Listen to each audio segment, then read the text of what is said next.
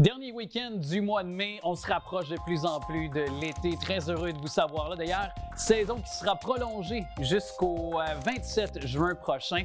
Vraiment très heureux de vous apprendre cette nouvelle-là et aussi de vous présenter mes invités pour cette semaine. Martin Provencher qui vient d'écrire un livre sur le développement immobilier. Monia Abadi qui viendra nous parler du pouvoir du non.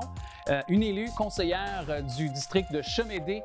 Aglaïa Révélakis viendra nous parler des actualités municipales concernant. Caroline Landry également sera là avec Anne Chequette et Mia Villeneuve pour nous parler d'un beau projet du Collège de Laval. Et aussi Sarah Maude, notre photographe invitée chroniqueuse, tout d'abord, nous parle d'intelligence artificielle reliée à la photographie. Bonne émission.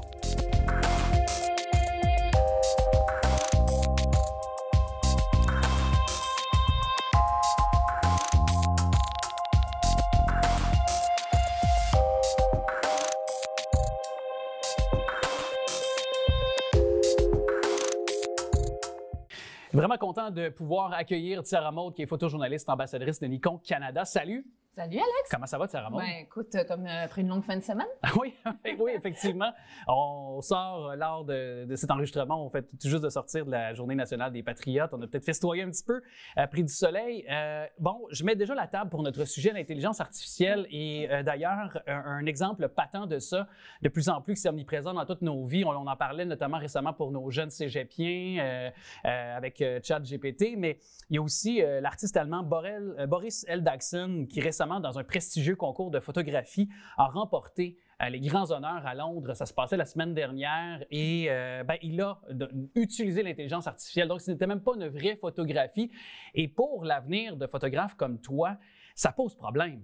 Ben écoute, c'est sûr que dans notre milieu, on s'en parle beaucoup en ce moment parce que au-delà de la photographie, ça touche à peu près le monde entier dans la mesure où c'est un peu comme une secondaire à Internet. C'est comme si Internet arrivait, mais version intelligence artificielle et tout ça. Donc, on est vraiment dans ce questionnement où ça s'en va. Aussi, en tant que photographe, c'est de plus en plus, par exemple, tu as des publicitaires comme Adidas, par exemple, qui vont utiliser l'intelligence artificielle pour créer des publicités. Donc, nous, ça nous fait perdre du travail. Ouais. Puis d'autant plus que ces compagnies-là ont de l'argent pour payer des campagnes publicitaires de haut niveau avec des photographes dignes de ce nom. Oui, mais tu sais, à défaut, Adidas a toujours utilisé beaucoup les nouvelles technologies aussi. Ouais. Donc, tu sais, je comprends dans leur processus pourquoi ils le font, mais ça laisse la porte ouverte à la réflexion sur qu'est-ce qui s'en vient. Tu sais, avec tout ce qui s'en vient avec Midjourney, par exemple, qui crée réellement des images à partir de prompts, à partir de ce qu'on dit. Ça, c'est une application. Dans le fond, c'est une plateforme d'application pour créer des fausses images. C'est ça, c'est exactement. Tu sais, donc,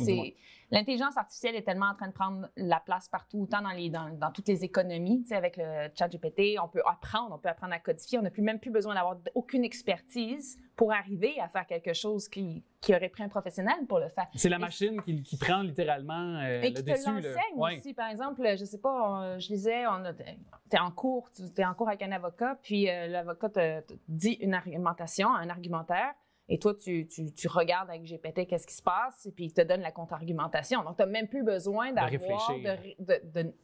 d'instructions par rapport à ce qui t'entoure. Donc, tu sais, si demain, moi, je veux devenir, je sais pas, je veux devenir pirate d'informatique, ben j'ai juste à, tu sais, GPT va pouvoir m'apprendre toute la codification. Ouais. Donc, on recrée aussi la voix humaine, là, on l'a vu dans plusieurs cas. Il y a des chansons, récemment, Michael Jackson, je blaguais, puis je l'ai fait chanter des bébés, là. Fait que, donne-moi ma chance, il y avait juste l'accent qui faisait en sorte qu'on voyait, tu sais, parce que l'accent entre l'anglais et le français était comme un peu différent, mais pour vrai, on est capable de faire maintenant à peu près n'importe quoi, des logiciels. Absolument, mais encore pour les gens s'inquiètent pas trop en ce moment parce que c'est pas parfait. Mais le problème, c'est que c'est pas encore parfait. Il y a des petits problèmes, il y a des trucs, mais c'est une question de temps. Ouais. C'est vraiment une question de temps parce qu'en plus, c'est exponentiel. Plus on utilise les êtres humains, les intelligences artificielles, plus elles apprennent, plus elles se perfectionnent. Donc, c'est vraiment une question de temps. C'est dans quelles mains aussi que ça va tomber? De quelle façon, à quelles intentions on aura derrière aussi l'utilisation, par exemple, de certaines plateformes exactement, aussi, mais ça, c'est comme dans toute invention. Le nucléaire, c'était basé sur une bonne intention. On sait ce que ça a donné. Donc, ça reste quand même humain de faire ce qu'on peut avec ce qu'on a. Ouais. On parle des conséquences là, depuis quelques minutes, là, mais quand même, si on y va de façon plus précise pour ton domaine de la photo, là, la profession de photographe, là, c'est alarmant là, pour toi et d'autres pas juste les photographes, les artistes en général, ça crée une très grosse pression parce qu'on se questionne, on se dit, OK, mais qu'est-ce qui crée l'art? Qu'est-ce qui fait que quelqu'un va... Est-ce que quelqu'un va dire, ah, mais c'est super intéressant parce que c'est nouveau, c'est le fun, mais est-ce que les gens vont vouloir revenir à quelque chose de plus authentique, entre guillemets, dans le sens où, tu sais, une griffe d'un artiste important aussi. On en parlait avec un collègue, tu sais, moi, je disais, ben ce qui est intéressant avec l'intelligence artificielle, c'est que là, ça se base sur nos images, donc des créations humaines, mais ça forme de nouvelles images. Puis après ça, ça va former des images sur des images qui ont été déjà conçues. Donc, ça va s'auto-nourrir elle-même. Mais la griffe de l'artiste, là, un peintre, là, que lui, quand il peint, il tremble un peu, ça donne un petit coup de pinceau, c'est sa griffe. Ça, est-ce que ça va être reproduit ou est-ce qu'on va aller vers quelque chose de tellement général, de parfait, on perd qu'on de l'âme. va perdre l'âme, exactement. On perd l'âme. Puis il y a l'objet aussi, tu sais, il y a autant l'appareil que la photo, que, tu sais, je pense à la musique, là, tu sais, si on l'élargit un petit peu, tu sais, le vinyle, tu sais, d'autres objets auxquels on reste attaché, un livre, on reste attaché. On est resté attaché, mais le vinyle, il a disparu de notre société pendant un bout de temps. Oui, mais c'est ça, mais avant, c'est ça, exactement. Peut-être que ça pourrait aller par là, mais tu sais, ce qui est intéressant, c'est de se dire, OK, comment on va faire pour continuer en tant qu'artiste à subsister là-dedans? Parce qu'on voit déjà en photographie la superposition d'images. Tu sais, les gens, le problème, c'est que le cerveau s'habitue à quelque chose d'extraordinaire de plus en plus, de plus en plus. Donc, tu sais, par exemple, là, la réalité, moi, je suis photojournaliste, c'est ça. Ensuite de ça, il y a des gens qui composent des images avec des faux cieux, avec un faux paysage, un faux rayon de soleil, puis les gens sont comme « Wow, magnifique paysage! » Mais ça n'existe pas. Mais quand tu arrives avec un beau paysage après, qui est vrai, les gens sont peut-être moins intéressés parce qu'ils ont tellement habitué à avoir des trucs. Exactement. Puis ça pose la question aussi, là, c'est sûr que c'est très large, là, mais c'est un vaste sujet. Oui, c'est ça. Puis je pense qu'on aura passé de 10 minutes pour en faire le tour, mais la propriété intellectuelle, encore là, ça, c'est encore une autre boîte de Pandore que j'ouvre à l'instant, mais quand même, ça aussi, comme tu dis, la reproduction sur la reproduction, ça aussi, ce sera un questionnement à savoir, la fameuse propriété intellectuelle, ça aussi, c'est un autre sujet alarmant. Bien, c'est pour ça, tu sais, tu parles tout à l'heure, là, j'ai pas une bonne mémoire des noms, mais tu parlais voyons, comment il s'appelle, celui qui a remporté le prix. Boris Eldagsen, oui. J'aurais jamais Allemand, le nom, mais je veux dire, tu sais, lui, il a composé ça. Oui, c'est une créativité de sa part parce que imaginez ça, mais c'est basé sur l'œuvre de d'autres personnes. Donc, est-ce qu'on va vers où? La création collective?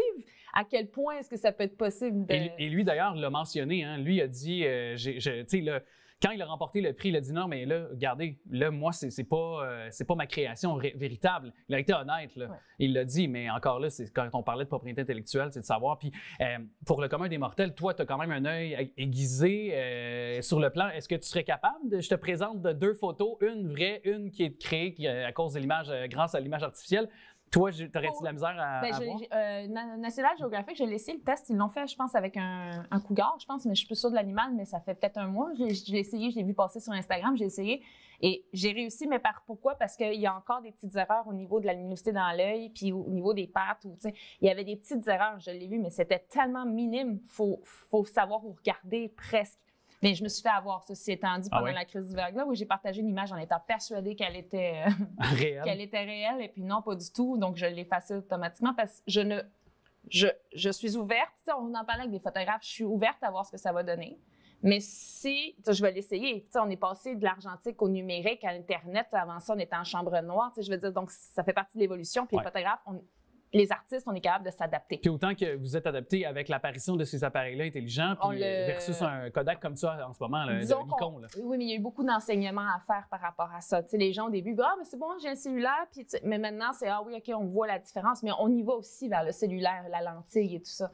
Mais la question, c'est de se dire, OK, si on rentre pas dans ce milieu-là, si on décide de pas aller dans cette nouvelle ère-là, on fait quoi? C'est ça, parce que si tu veux continuer, comme tu disais tantôt, à être capable de créer puis à vivre de ton art, il faut que tu t'adaptes et on l'a tous fait, l'être humain en général, puis c'est le cas dans plusieurs domaines. Si on t'enlève les outils pour t'adapter, parce que si on t'enlève tes peintes puis on te coupe les mains. Les pinceaux, oui, exactement. On t'enlève le... Oui, tu sais, ton pied, tu vas, même à la limite ton oreille, je sais pas, mais tu sais, on déconne. On extrapole, oui. Mais je veux dire, ça va être intéressant de voir comment tu peux t'adapter dans une ère que ça ne veut plus de toi. Tu sais, tu sais, c'est la question qui est intéressante à poser. Et il fut un temps, dans un film comme Retour vers le futur, on évoquait des théories sur le futur, justement, puis on parlait d'un avenir où la robotisation, ou en tout cas, du moins... C'est la prochaine étape. C'est la prochaine étape, Ben on oui, est là-dedans, là, c'est plus dans un film. Là. Mais non, mais une fois qu'ils vont l'avoir bien géré, bien construit, toute cette intelligence artificielle, c'est sûr que la prochaine étape, c'est la biogénétique artificielle, intelligence artificielle, c'est certain. C'est sûr qu'ils vont vouloir le mettre dans une conception humaine. Donc, ça, à un moment donné, je disais à la blague, je dis, bon, on finira peut-être par faire des photos dans un monde qui n'existe pas, dans la virtualité totale. On vit déjà des nouvelles expériences avec des casques VR. Tu as des expériences là-dedans, c'est fascinant, c'est magnifique aussi. Puis je regarde la nouvelle génération qui vient, ils sont tout le temps sur leur ordinateur dans les jeux vidéo. C'est ça qu'eux, leur réalité, la réalité les angoisse en ce moment. Ils préfèrent être dans un film qui n'existe pas. Fait que c'est peut-être ça la prochaine réalité. En tout cas, j'aurais aimé poursuivre la conversation avec toi. Puis ça, en tout cas, chose certaine, on aime toujours t'accueillir. Puis on peut-être pousser plus loin, aller voir ce que tu fais pour voir des vraies photos qui sont vraiment réelles sur ton profil qui apparaît au bas de l'écran à l'instant. Merci beaucoup, ma chère Sarah Maud. Toujours un plaisir de te parler avec. Moi aussi. À bientôt. Très content de pouvoir accueillir à cette émission, c'est Mme Aglaïa Révélakis qui est conseillère municipale du district chez nous à Laval, district donc de Chemédé. Bonjour, merci à vous d'être là. Bonjour, merci beaucoup pour l'invitation. C'est un plaisir pour être ici et parler avec notre citoyens. Bien, très heureux que vous ayez le temps, l'opportunité de parler de certains des dossiers, des enjeux de votre district de Chemédé, dont vous représentez depuis 10 ans quand même. Félicitations pour ce fait d'armes, c'est quand même pas banal non plus. Oui, cette année, c'est notre 10e anniversaire et je suis vraiment contente que je représente une partie Action Laval. Dans mon premier mandat, j'étais aussi désignée pour les partis officiels parce que c'est la première fois depuis des années qu'il y a une opposition à la ville de Laval. Nous sommes, il y a 3 partis à Laval, mais il y a 2 oppositions, mais je suis très fière que mon parti, il est là depuis 10 ans comme opposition à la ville de Laval. J'espère une journée, nous sommes les partis au pouvoir. Ben, en tout cas, ça, chose certaine, on est là pour parler des dossiers et d'ailleurs, parce que vous êtes une élue, une femme, vous occupez des postes importants d'ailleurs dans l'opposition ici à Laval, puis je voulais commencer avec ça. Je vous prends peut-être un peu au dépourvu parce que c'était pas le premier sujet qu'on avait sur la liste de nos sujets qui est quand même assez complexe et touffu, mais par contre, je veux en profiter parce que la porte d'entrée est déjà ouverte pour tout de suite parler de la réalité des femmes. On déplore souvent le manque de femmes, puis à juste titre qu'on aimerait savoir plus de femmes qui se présentent juste pour être candidates au moins à nos élections municipales. Vous qui en êtes une, qui les représente, qui peuvent être une force d'inspiration, vous mobilisez pour la cause des femmes depuis de nombreuses années. Oui. Là. Je suis, depuis des années, j'ai essayé d'encourager, j'ai parlé souvent de les différents endroits, les écoles, Equal Voice, pour essayer d'encourager les femmes pour participer dans la politique, parce que le niveau municipal, c'est la plus proche de la citoyenne et la plus proche de la maison, parce qu'une femme est capable de travailler à la maison, au travail, et aussi à les familles proches, et représente un district et prendre des soins d'un quartier proche de elle. Ouais. Et pourquoi pour vous, selon vous, que les femmes parfois sont un peu plus, peut-être, on le voit selon les statistiques, même si ça augmente, même si avec les années, les différentes élections, on voit qu'il y a quand même une augmentation des femmes qui se présentent, qui désirent devenir une élue ou évidemment, ou un député, peu importe le palier, mais quand même, il y a encore un manque de femmes selon les statistiques. Et pourquoi, selon vous, les femmes hésitent encore à se lancer en politique? Mais ça, c'est la raison aussi que j'ai créé une création de comité de Lavalloise pour être égal avec le sexe à Laval. Et c'est important parce que ce n'est pas juste les hommes, c'est les femmes aussi. Et c'est important pour essayer d'encourager parce qu'une femme, c'est difficile parce que quelquefois, il y a des familles, il y a des enfants. Il y a différents enjeux et l'homme qui n'est pas le même enjeu. Ça, c'est la raison que c'est important pour réaliser qu'une femme en politique, c'est possible, c'est facile. S'il veut, la priorité est là. Ouais. Puis vous incarnez bien la réalité qui est Laval maintenant, c'est-à-dire une ville cosmopolite, une ville ouverte sur le monde. Vous avez appris le français. Vous incarnez bien, je pense, la nouvelle réalité de la ville de Laval. Donc, vous pouvez être aussi une force d'inspiration, je pense, pour les communautés, parce que la ville est maintenant multiethnique. Donc, vous pouvez peut-être être une force d'inspiration pour ces femmes qui proviennent de différentes communautés. Mon origine, c'est grec. Je suis fière que je suis grecque, mais à la même temps, je suis fière que je représente un district de Chomedey qui représente 42 différentes communautés diverses. Et ça, c'est important parce que tout le monde vit ensemble à Chomedey et c'est comme une grande famille. Et c'est important pour les différentes communautés ethniques ou diverses culturelles pour embarquer dans la politique. C'est facile, c'est important pour tout le monde pour impliquer dans leur vie. Oui, littéralement. Et bon, vous mobilisez parmi ces dossiers qui retiennent l'attention, on ne peut pas passer sous silence. Bon, la violence qui est omniprésente, on pensait à une certaine époque que c'était résolu qu'à Montréal, mais malheureusement, ça déborde dans les couronnes nord et sud de Montréal et ça ne fait pas non plus exception à la règle pour la ville de Laval. Dans nos quartiers, encore tout récemment dans l'actualité, un entrepreneur, un homme d'affaires de la région de Montréal qui a été donc tué par balle dans une résidence, devant une résidence plutôt du quartier Chomedey, dans votre district, justement.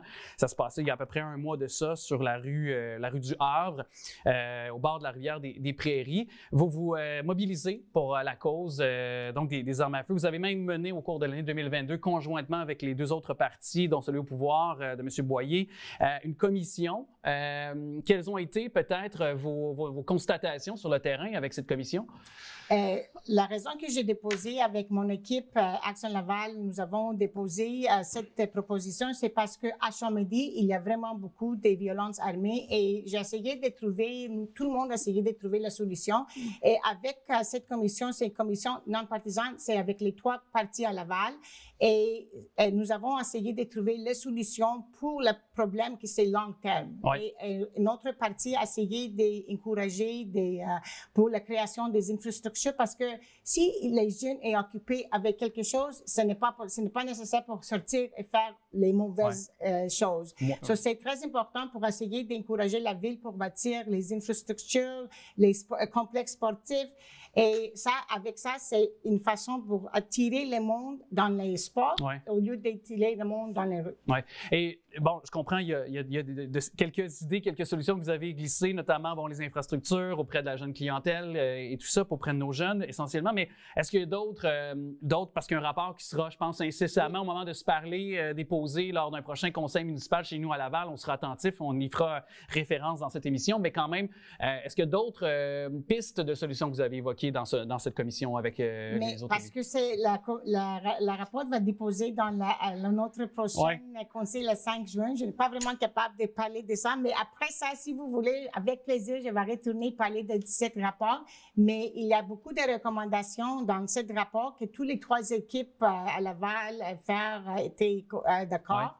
Et j'espère que ça, c'est une solution pour l'avenir, parce que ce n'est pas la solution, c'est juste vraiment la recommandation, la solution pour essayer de trouver une façon d'arrêter l'armée violence à Laval. Parce que là, vous parlez à le plus long terme, mais c'est sûr que là, on s'attend à ce que cet été, bien évidemment, les gens, on le sait, l'hiver, tout ça, et la criminalité est peut-être un petit peu plus à l'intérieur. Du moins, les gens vont être plus appelés à l'extérieur. Autant le citoyen moyen qui ne veut pas, évidemment, être témoin d'actes de violence, mais autant que ces criminels-là vont être sur le terrain, ils seront plus à l'extérieur. Donc, dans certains quartiers chauds, dont Chomedey, j'en faisais référence, c'est sûr que les gens, je me mets dans la peau d'une personne âgée actuellement qui écoute cette émission ou d'une mère, d'une jeune maman qui sort à l'extérieur. Même il y a certaines personnes qui ont de plus en plus peur là, de s'aventurer dans des lieux publics. Là. Donc, est-ce qu'il y a des solutions aussi qui vont être dans un court terme dès ces prochaines semaines appliquées et dont vous allez peut-être, les services de police de la Ville de Laval, au moins déposer ce rapport-là? Parce que je me mets dans leur peau. On a peur actuellement dans nos rues là aussi. Ce n'est pas nécessaire pour peur. Je sais qu'il y a tout le monde est peur pour sortir, mais il y a de la police à Laval à essayer vraiment le possible pour essayer de trouver des solutions et essayer aussi pendant l'été pour faire des activités à la part pour sensibilisation. Impliquer aussi les jeunesses dans les différentes activités. L'année dernière, il organisait à P10 Hip Hop et était vraiment bien été avec les jeunesses.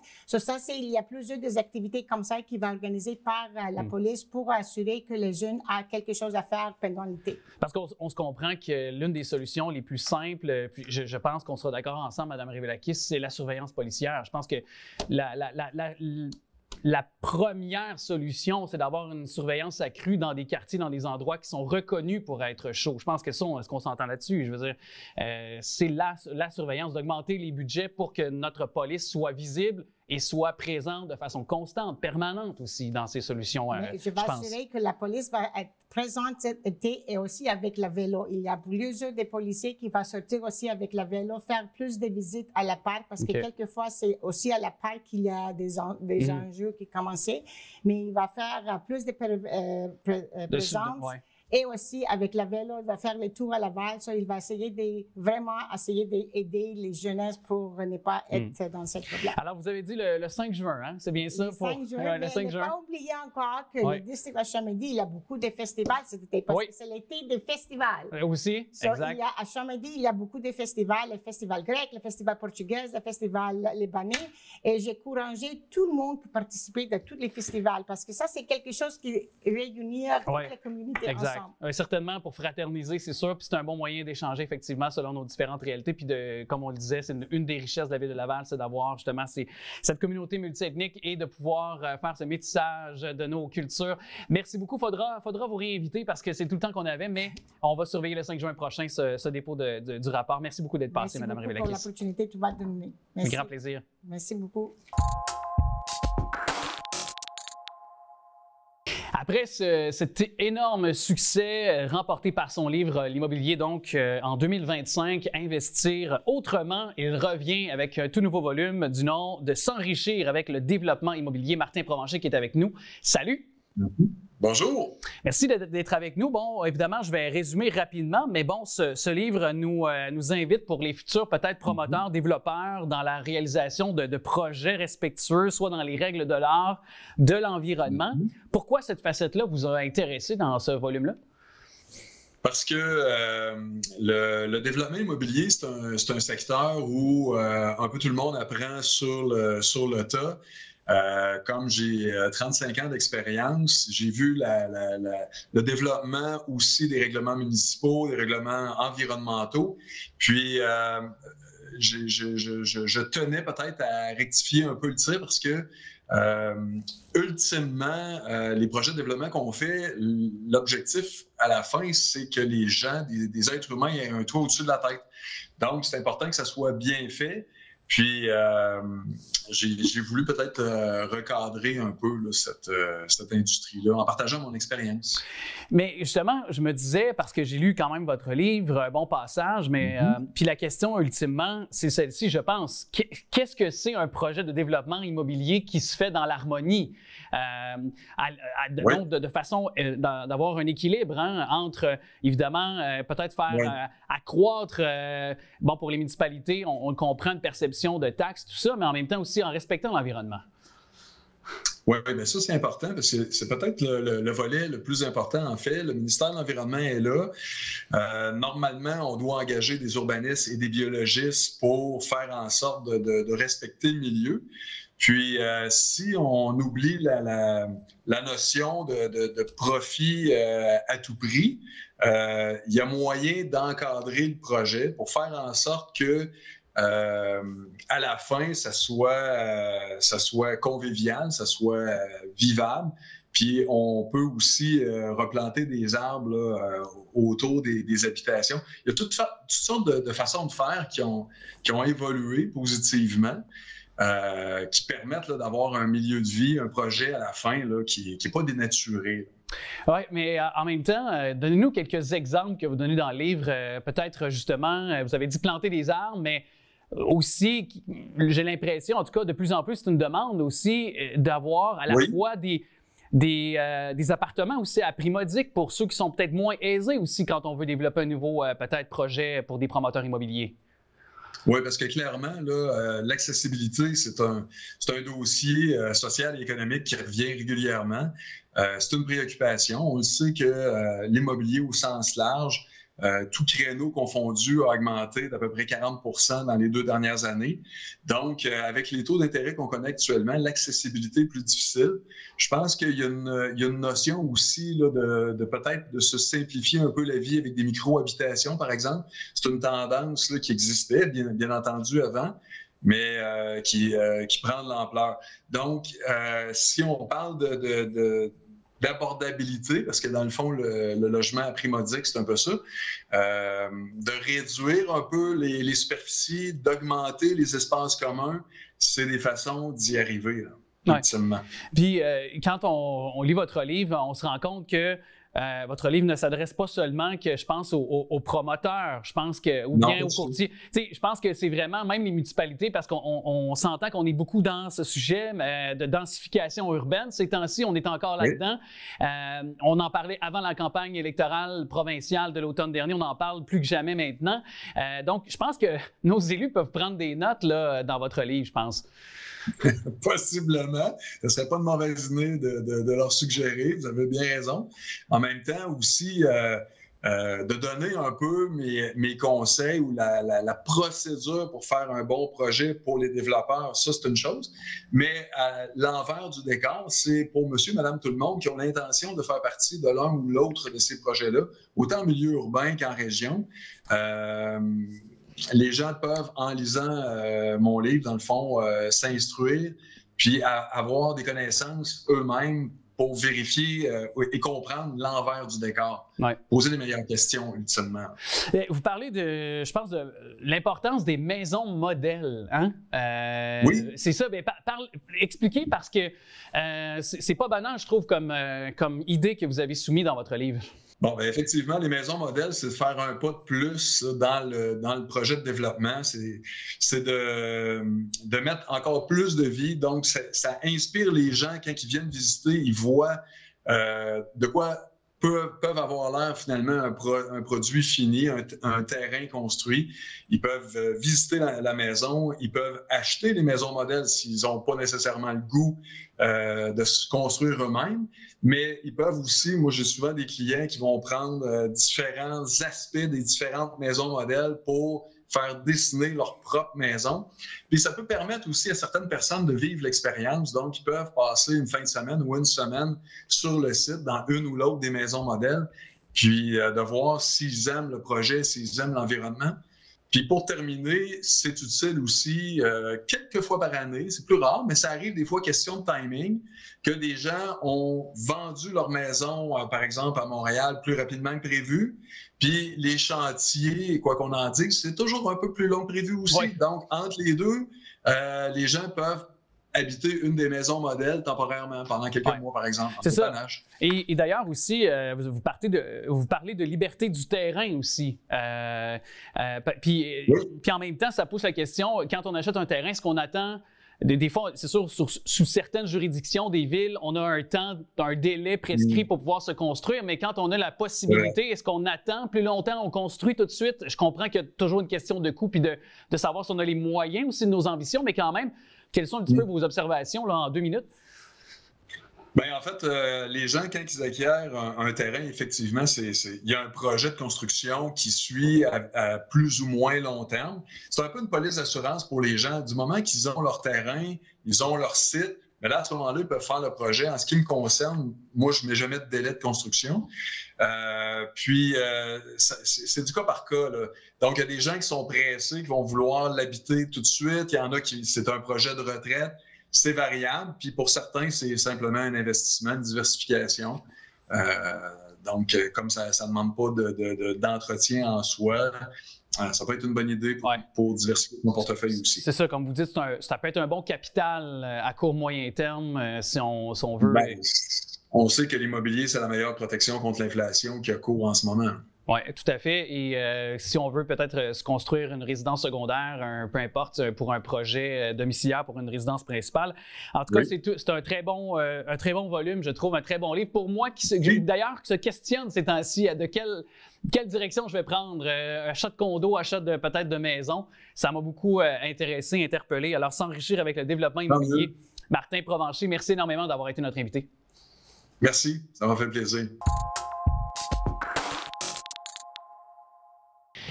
Très heureux de l'accueillir officiellement comme collaboratrice à l'émission après l'avoir reçue pour nous présenter son savoir-faire dernièrement. Bon, on s'est dit, on a tellement aimé notre rencontre, on a tellement connecté. Hey, on va t'inviter à venir de manière hebdomadaire ou du moins bimensuelle.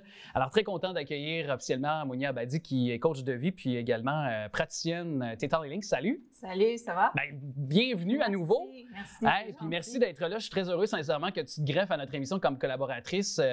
Vraiment. Et on va y aller de manière humaine parce que, justement, tu aimes, justement, qu'est-ce qui est de traiter d'humain à humain. Et partons de cette prémisse, ton sujet qui était le pouvoir du non ou le rejet, déclinaisons également probantes qui peuvent être exercées aussi. Et tu as vécu un rejet dernièrement dans ta vie, là. Partons de ça. Ouais. Effectivement, en fait, même j'ai quelque chose d'encore plus récent. Ce matin, mon père est allé à l'hôpital pour des tests et puis je lui ai envoyé un message lui disant « Bonne chance, j'ai pas eu de réponse. » Puis 2 heures plus tard, j'ai toujours pas de réponse. Fait que j'ai réécrit « Allô, papa? » Il me répond pas. Puis il répond tout le temps. Mon père, c'est quelqu'un qui me répond tout de suite. Bon, OK. Il appelle ma mère devant moi. Fait que là, tout de suite, sur le coup, je me dis, mais pourquoi il a appelé ma mère, puis moi, il n'a pas répondu à mes messages?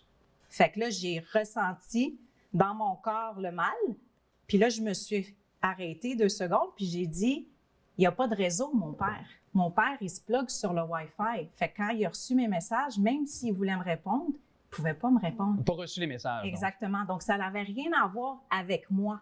Mais le fait qu'il avait répondu à ma mère puis pas à moi, ben moi, j'ai vécu le rejet. Oui, exactement. Et moi, parce qu'on s'est dit évidemment qu'on allait partager, avant d'ouvrir les caméras, des rejets respectifs qu'on a eus dans nos vies. Mais moi, évidemment, je suis aussi donc Morning Man, animateur du matin dans une station de radio. Et j'ai reçu un message de haine récemment sur les réseaux sociaux, puis un message quand même assez, je vous dirais, assez virulent envers l'employeur que j'ai, la station de radio pour laquelle je travaille, et aussi de façon très directe envers moi. Et c'est quand même un rejet assez directement, puis disons, sans aucune non plus subtilité, là. C'était vraiment distingué à mon nom. Cette personne-là même a écrit sur la page Facebook de ma station de radio et s'est même aussi assuré que je reçoive le message parce que m'a trouvé sur Messenger, fait l'effort de me trouver sur Messenger pour me faire un copier-coller de ce message de haine pour me l'envoyer sur ma page Facebook personnelle. Assurément, on a beau avoir une carapace dans le domaine dans lequel que je travaille depuis 15 ans maintenant, mais on est tous des êtres humains, on est quand même heurté par ce genre de messages-là.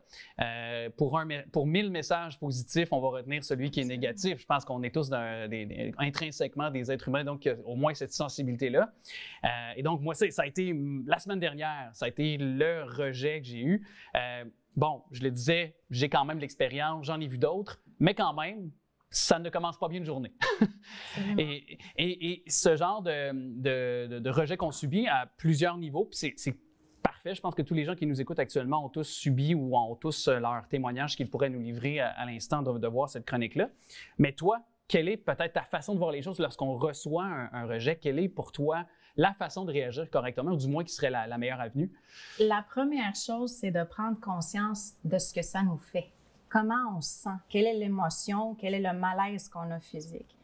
Par la suite, de prendre le temps de faire une introspection. C'est peut-être vraiment un rejet, mais c'est peut-être aussi juste une bénédiction déguisée. Des fois, quand on postule pour un emploi puis on ne reçoit pas, la candidature n'a pas été retenue, on pense qu'on n'est pas assez bon pour l'emploi. Mais des fois, c'est parce qu'on est surqualifié. Mais on a tendance, comme tu dis, à penser que « Ah, je ne suis pas assez bon, je n'ai pas les compétences nécessaires ».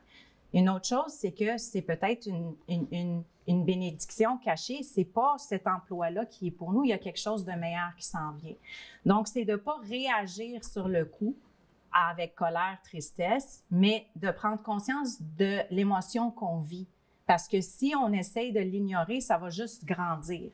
Donc, c'est de prendre conscience de la situation, prendre conscience de ce que ça nous fait vivre, puis par la suite, faire une petite introspection. Ouais. Introspection, mais ultimement, c'est de la vivre, l'émotion aussi. Absolument. Parce que je veux dire, si on la laisse intérieure, je pense que si c'est une déception, il faut la vivre, il faut la ventiler, il faut se trouver un moyen, que ce soit le sport, que ce soit autre façon de vivre nos émotions, mais je pense qu'intrinsèquement, c'est ça. Ouais. Oui, parce que qu'est-ce qui arrive, c'est que les gens qui leur refoulent en disant « Ah ben je m'en fous », ben ça va finir par sortir d'une autre façon. Donc, soit qu'ils vont commencer à avoir des conflits, soit qu'ils vont se sortir d'une situation puis être plus dans la fuite. Puis c'est ça ce qu'on veut pas. Ouais. Beaucoup de gens, par peur de vivre le rejet, vont faire aucun move dans leur vie. Ouais. Ils vont rester dans le statu quo. Parce que là, ils vont se dire, si je sors pas puis si je m'expose pas, ben je recevrai jamais le non. C'est parce que je m'auto dans ce que tu dis, je me reconnais à une certaine époque de fuir. Hein, ça peut être en amour, ça peut être dans plusieurs considérations. Je pense que Absolument. la fuite ou l'auto-sabotage en est une autre. Oui, absolument. Un autre sujet pour une autre chronique. Une autre chronique, oui, c'est ça. Je pense qu'on aurait de quoi jaser très longtemps, mais très longuement. Puis évidemment, tu es coach de vie, puis tu pratiques également le Theta Healing. Oui. Et on a vécu l'expérience ensemble. Je dis l'expérience parce que je pense que c'est une expérience en soi. Absolument. C'est sûr qu'il y a l'ouverture, ça se passe dans la psyché, il y a quelque chose de... Mais j'ai apprécié quand même vraiment mon expérience, je l'ai dit ouvertement. Puis je trouve que les bienfaits se sont fait sentir aussi dans les jours qui ont suivi aussi. C'est pas seulement que sur l'instant présent où on a une sorte d'état de bien-être qui se dévoile. Je trouve que ça s'est vraiment fait sentir dans les jours qui ont suivi. Puis peut-être rappeler ce que c'est le Theta Healing. Puis peut-être aussi me dire, on peut parler de mon cas, ça ne me dérange pas, je suis très ouvert. OK. Mais moi, c'était dans mon cas d'apprendre à plus me faire confiance. Et je pense que c'est le cas de bien des gens aussi. Là, mais raconte-nous un petit peu ce que c'est dans un premier temps le Theta Healing, puis on pourra... Le pouvoir du non, c'est justement ça. C'est que c'est l'outil primordial pour la confiance et l'estime de soi. Donc, si on s'expose à des situations où est-ce qu'on va avoir la possibilité d'avoir un rejet, c'est comme ça que la confiance, ça va tranquillement monter. Donc, dans le cas on va partir du Theta Healing qui est le comportement ou bien le blocage ou bien le pattern. Et là, on part d'une situation X. Par la suite, on va poser des questions pour arriver à ce qui se trouve à la base. Une fois qu'on trouve qu'est-ce qui est à la base, on fait le test kinesthésique avec le corps qui se propulse vers l'arrière, vers l'avant. T'étais vraiment génial là-dessus. C'est pim-pim tout de suite. Oui, c'est ça. Parce qu'il y a des gens qui ne bougent pas. Ils sont dans la rigidité et dans le contrôle, donc leur corps fige, ils ne bougent pas. Mais avec toi, Alex, ça a été instantané. Oui, exactement. Puis je le fais parce que j'ai l'image, parce que j'étais debout et l'espèce d'échange d'énergie, je pense qu'on peut l'appeler ici, ça s'est fait, puis je me suis senti à la fois poussé vers l'avant, poussé vers l'arrière. Et ça désignait quelque chose. Absolument. Ça désignait le combat intérieur entre j'essaie de contrôler puis je lâche prise. Oui. Donc, et pour revenir dans le fond, ce qui arrive, c'est que les situations qui se sont passées, ce que tu viens de me nommer qui s'est passé, là, ça ne me surprend pas que c'est arrivé.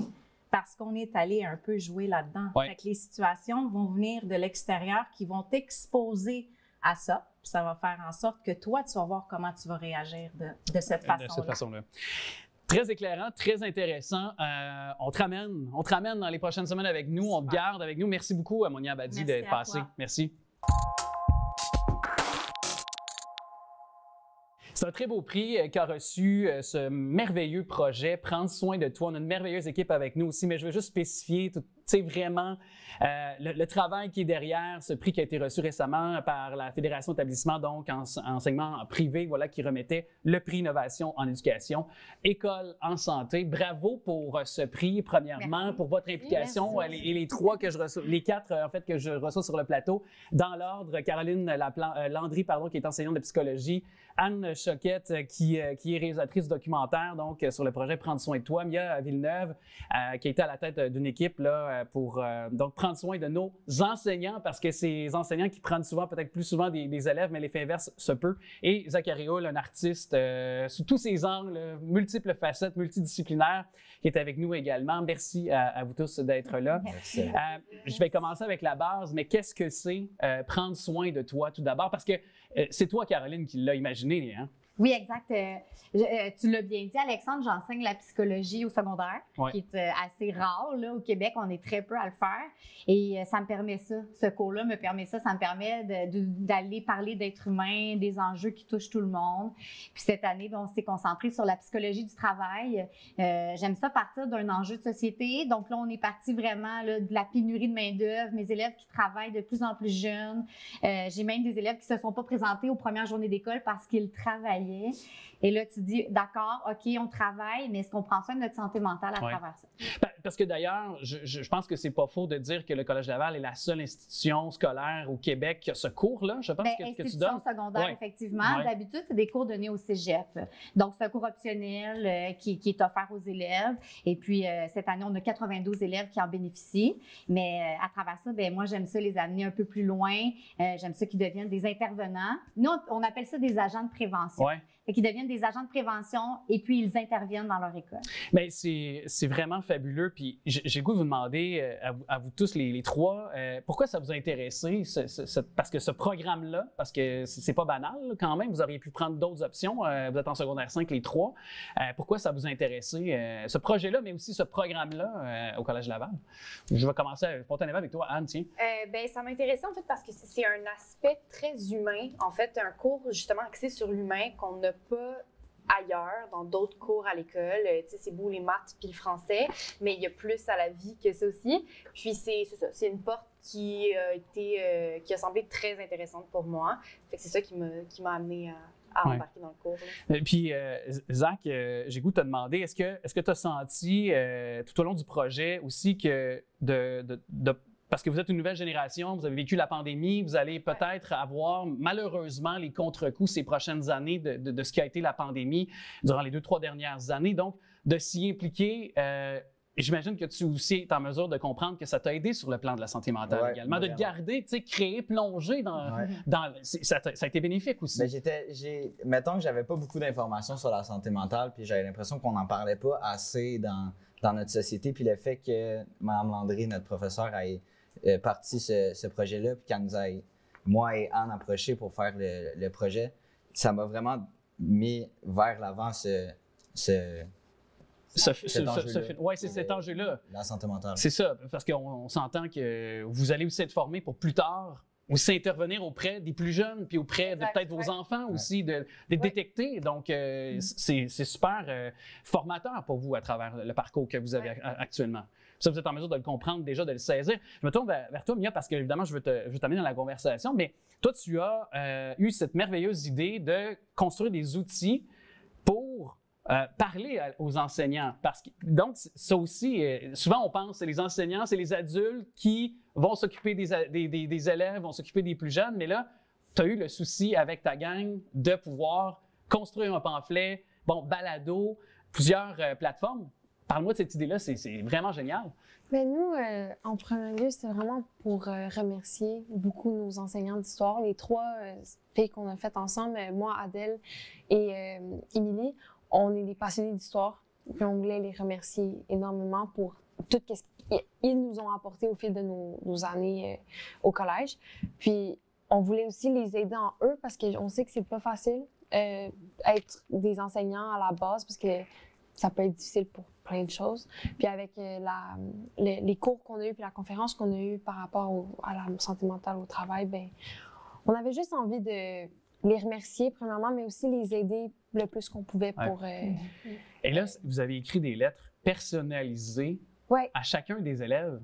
Oui, des enseignants. Des enseignants, pardon, oui, c'est ça, mais les élèves, c'est ça, les filles. Puis, parle-moi de cette initiative-là, parce que, je veux dire, c'est unique. Vous avez pris le temps et j'imagine qu'il y a eu des retours de la part de ces enseignants-là.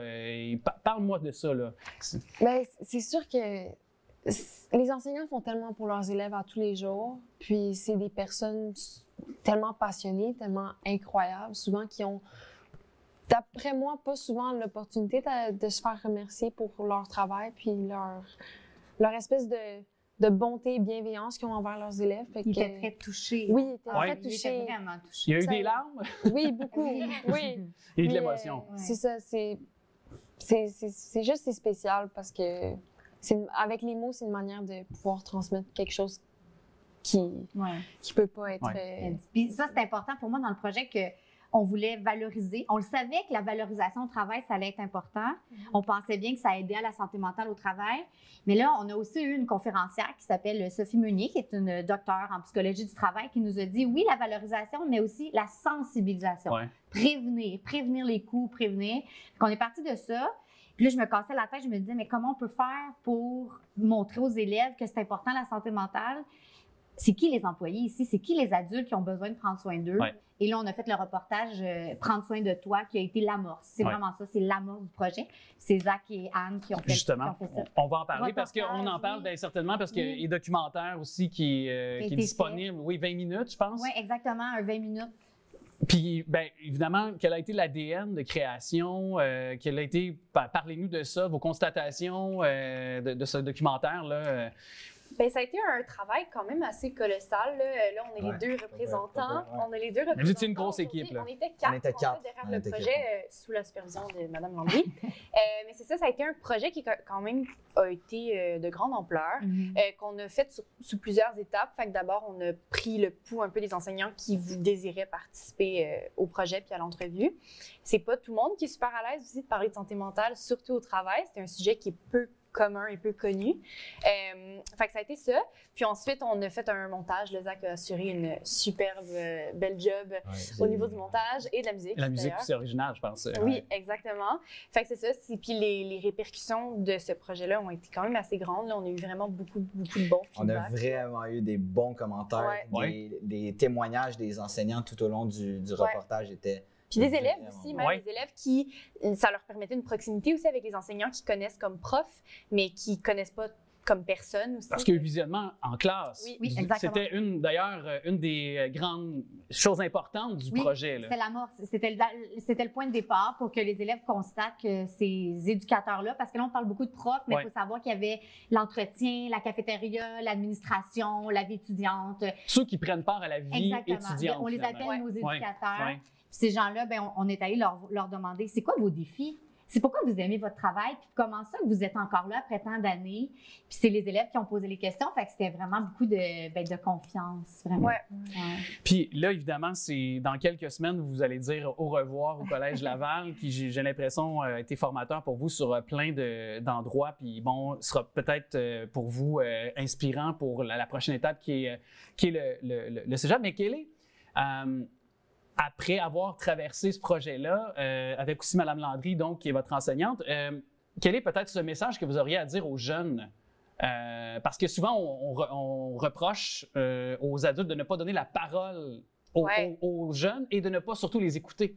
Donc, quel est peut-être à la fois, je vais tourner ma question en deux versants, vous répondrez spontanément comme bon vous semble, mais qu'est-ce qu'on doit, donc, comment vous aimeriez peut-être que les parents ou les adultes vous considèrent et quel serait le message à eux et par la suite aux jeunes, tiens, comme mot de la fin? Veux-tu y aller? Ben, moi, je pense qu'on a toute une voix, puis la voix des jeunes, on ne l'entend pas assez. Puis ce cours-là de psychologie qu'on a à l'école fait qu'on est capable de se former des idées. Tu sais, mettons, dans la prochaine, on va avoir le droit de vote, fait qu'on va pouvoir... participer à la société. Participer à la société, exactement, c'est le mot qu'elle cherchait. Puis on est... C'est ça. Oui. Je suis pas bon avec mes mots. Ben, pour avec, tu es très habile, je te confirme. Donc, pour ce qui est donc de ce mot aux parents, mais peut-être aux jeunes aussi, de ne pas lâcher puis de ne pas peut-être abandonner. De ne pas lâcher pas abandonner, oui, c'est une chose, mais moi, je dirais, aie pas peur de briser les codes. Fais à ta tête, fonce, aie pas peur. Puis au pire, ça se peut que tu te pètes la gueule une couple de fois, mais tu auras appris. Puis tu vas grandir de ça. Fait que vas-y, fais-le. Et de consulter aussi si on en ressent le besoin. Oui, exactement. Puis c'est de plus en plus une norme, puis c'est bon de consulter. C'est pas négatif ou c'est pas tabou, là, c'est bien correct. Puis c'est super pour tout le monde. Tout le monde en bénéficie. Et j'imagine de faire confiance aussi. Tu sais, on parlait beaucoup des éducateurs, des professeurs, de faire confiance à nos adultes dans nos écoles, qu'on peut se confier à eux. C'est peut-être ce message-là, Mia, si tu veux compléter. Bien, je pense que mettre la lumière sur la santé mentale, c'est toujours important. Puis je pense que dans notre génération, c'est quelque chose qui est quand même un peu plus parlé, mais ça ne l'est pas encore assez parlé. Puis justement, de faire confiance, mais aussi de se faire confiance à nous aussi, le plus qu'on peut, qu'on est capable d'aller mieux, puis qu'on est capable de justement, comme aller chercher de l'air, remonter la pente. Eux, ils visaient les éducateurs, puis moi, je leur ai pas dit, mais moi, c'était eux, mon public cible. Fait que j'espère que quand ils vont aller sur le marché du travail, ils vont se rappeler des trucs pour bien prendre soin de soi. En tout cas, c'est inspirant de les entendre, de les voir évoluer. Félicitations pour votre implication. Merci. Sincèrement, je suis profondément touché par cette conversation et cette rencontre. Merci beaucoup d'être passé. Merci beaucoup à vous, Mme Landry. Merci.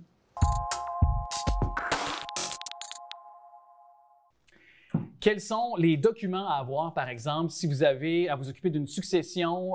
On va aborder de front cette question très délicate avec notre courtière immobilière attitrée ici pour votre information. C'est Myriam Gervais. Salut. Bonjour. Merci d'être là, Myriam. Et justement, je le dis, souvent, il y a ces questions délicates. Si on n'est pas protégé, si ce n'est pas couché sur le testament, il peut y avoir des drames familiaux, des conversations parfois qui pourraient malheureusement prendre de mauvaises directions. Donc, tu te penches sur, évidemment, la succession aujourd'hui. Et ces documents qui sont nécessaires là, pour éclairer les gens, c'est quoi tout d'abord? Effectivement, la succession, c'est un sujet très délicat. Malheureusement, souvent au cours de au niveau professionnel, quand on est courtier immobilier, on va souvent être confronté à des situations de succession.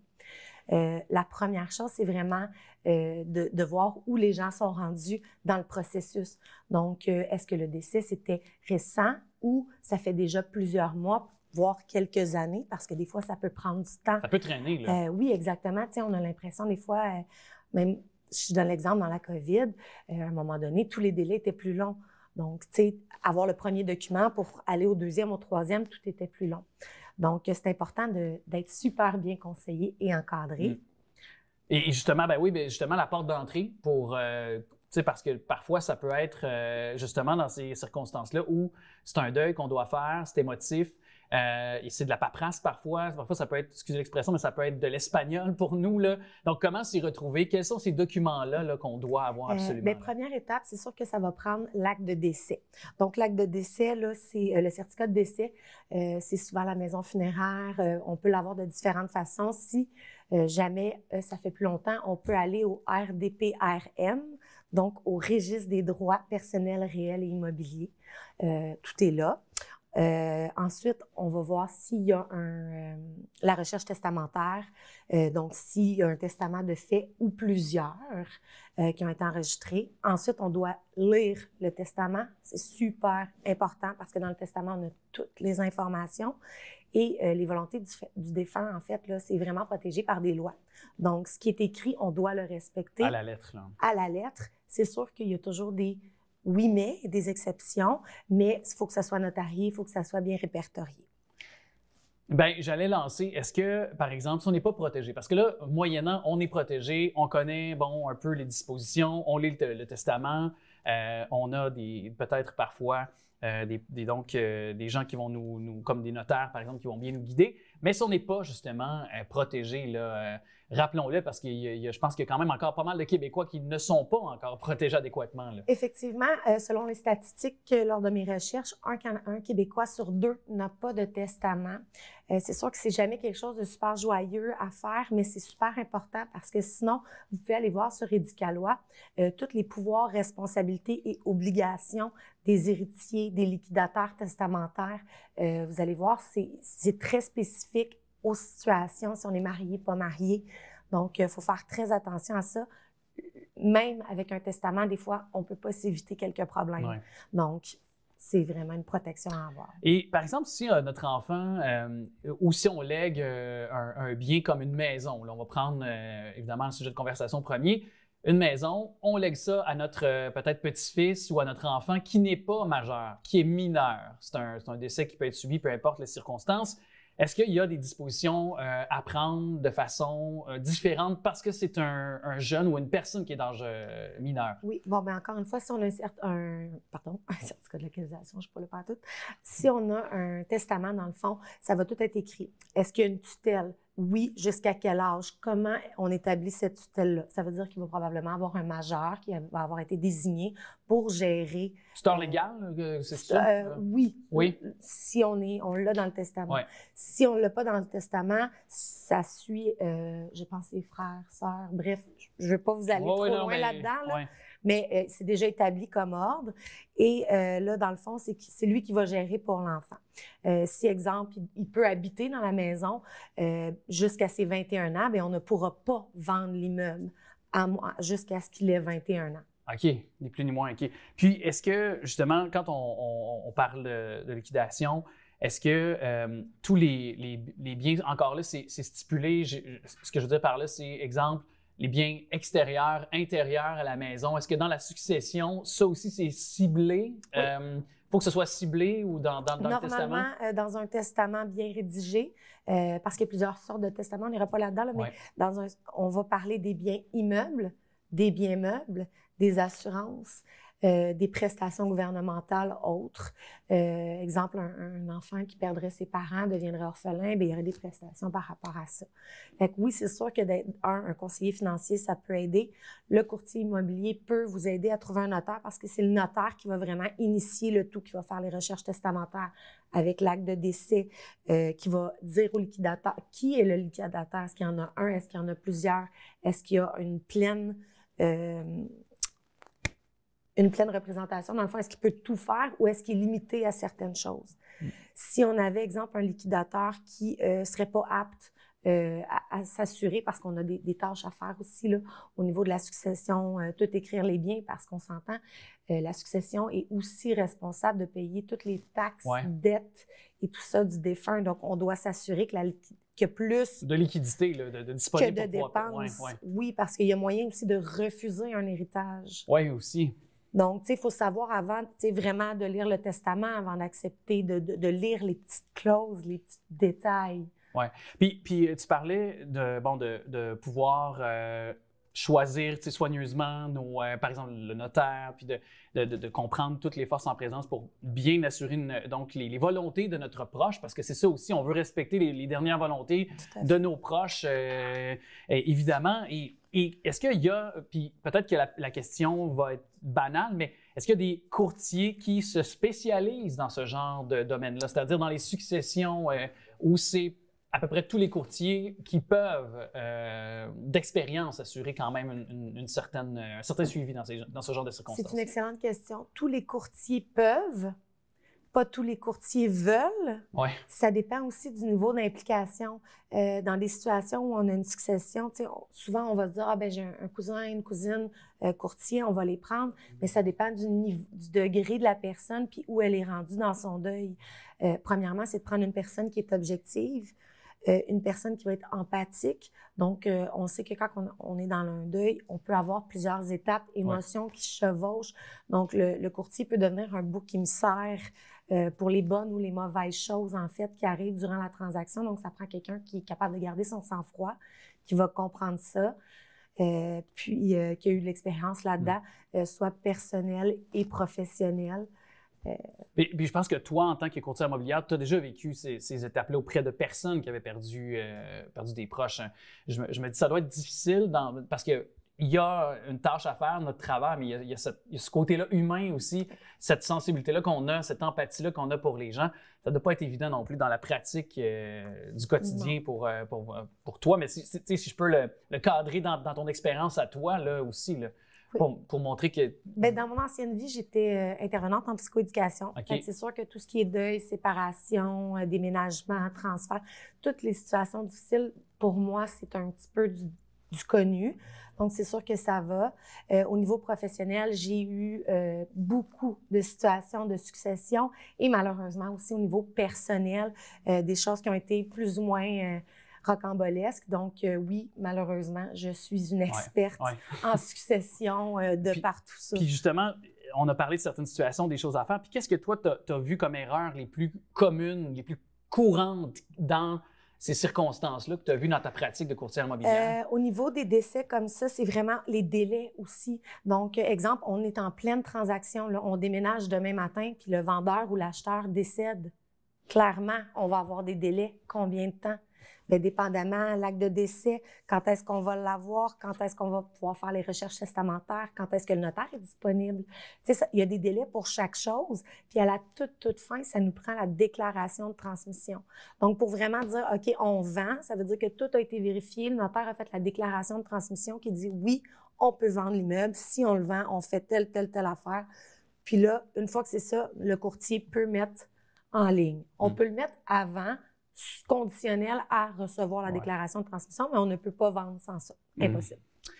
Très pertinent. Merci de l'avoir fait d'ailleurs avec beaucoup de sensibilité et aussi avec beaucoup de compétences parce que c'était pas facile, c'était pas de mince affaire de parler de ce sujet-là. Myriam Gervais, merci beaucoup. Merci.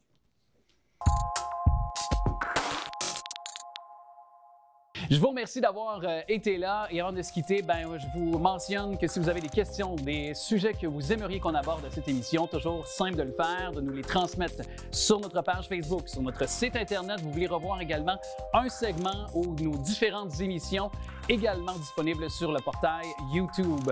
Je vous invite aussi à être là dans un instant parce que le Bingo TV Laval est toujours les dimanches à 9h30. 2250 $ à gagner cette semaine, dont 3500 $ pour le lot total. Je veux remercier les artisans, que ce soit donc Jacques également, il y a Tommy, voilà, Daniel également et aussi Yannick qui est derrière les caméras, de même qu'Alain à la réalisation et Manon à la recherche. Je vous dis à très bientôt.